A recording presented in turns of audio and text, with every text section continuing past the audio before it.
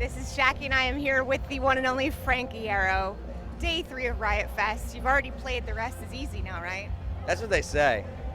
You get to enjoy the sets, so that's pretty good. Yes, that's true. That's true. I get to see all my friends and stuff like that. Yeah. You and I are both from New Jersey. Speaking of someone else from New Jersey.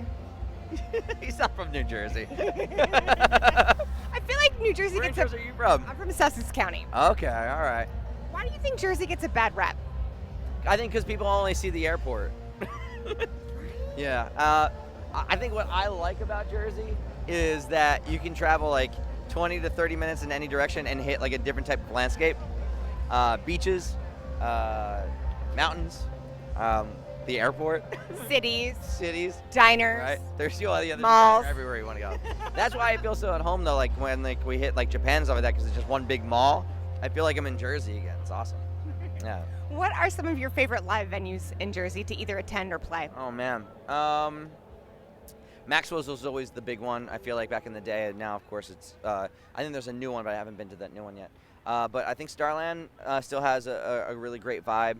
I think White Eagle Hall is really really nice. I like Monty Hall in Jersey City is a fun vibe. It's very very small and intimate. Trying to think where else. I have very fond memories of like the VFW halls and stuff like that. Right? That's where I grew up, going to see shows, doing shows. Garfield American Legion, Lyndhurst American Legion, like those were like, they blew my mind. Like I saw so many bands that I looked up to and that shaped my whole world at the Wayne Firehouse and like in the 90s. And like I think in 1 week it was like Jets Brazil, Jimmy Eat World, at the drive-in, Thursday I'm sure played, Saves the Day, Midtown, like all of these bands, like like Hot Water Music, Alkaline Trio, like just in a 300 person hall. Right. And it was everything to me. Nice, close and It personal. felt tangible. I felt like I could do that too. And that's what this is all about. Last month I watched you play, oh God, last month, no, it's already September. Shit, 2 months ago I watched you play Warped Tour. How pivotal was Warped Tour in any of your bands or your musical nature? Bees. It's the only thing that takes the toughness out of any punk rocker. Fuck, it's the bees. Oh, no, yeah. Not the bees. No.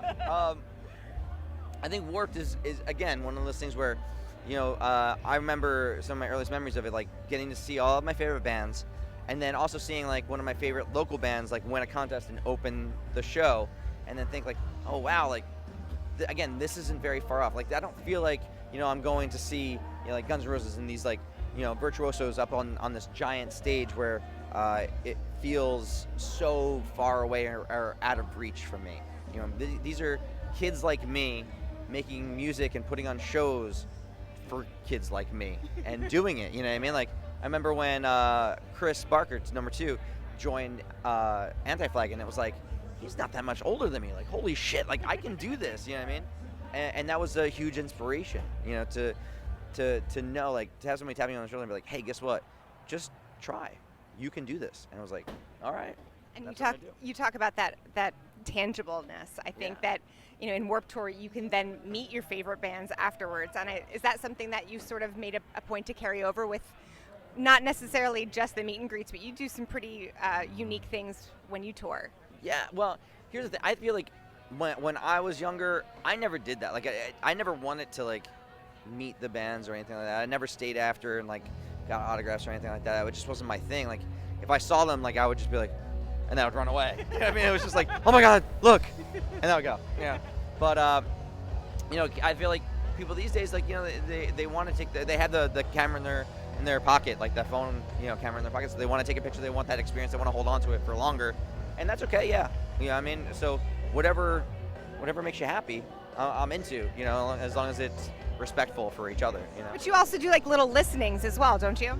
Yeah, we did that before this record because that was really a unique moment for me. Like bands have this weird gestation period, like where you write and record, and then for like a couple of months you have to pretend like you didn't do it, like it's this weird secret, and you have this secret recording that you can show your friends and family, but ultimately they don't really care. Like, oh, good job, you know what I mean? But the ones that want to hear it, you can't play it for. So we were on tour, and I thought, all right, wouldn't it be fun, like, if we get to like bring, 10 kids a day and just let them hear like this secret song, and we got to do that, and that was really awesome.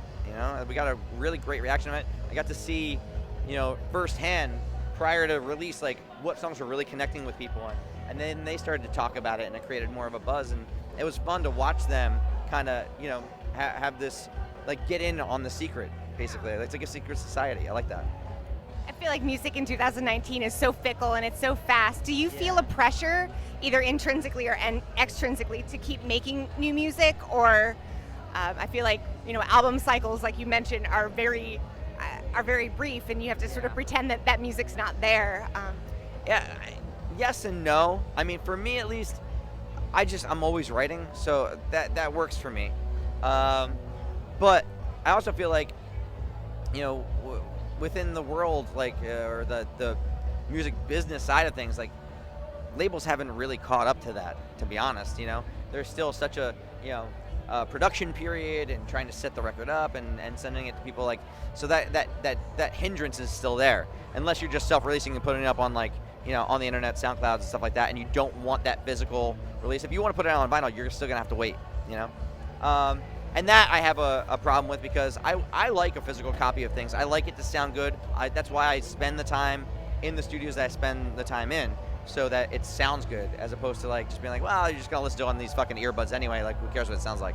But I think there's a valid point for each side. It's just not my thing.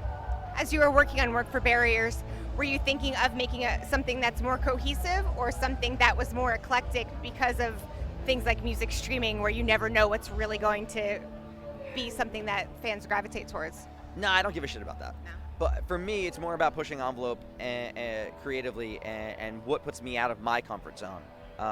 What scares me is because when I'm scared and I don't feel like I know what I'm doing, or I feel like I'm out of my depth, that's when the best things happen. It kind of forces me to get better really quick, and that's where I feel like I can grow and change and evolve as an artist. So, What's up next for you guys after Riot Fest?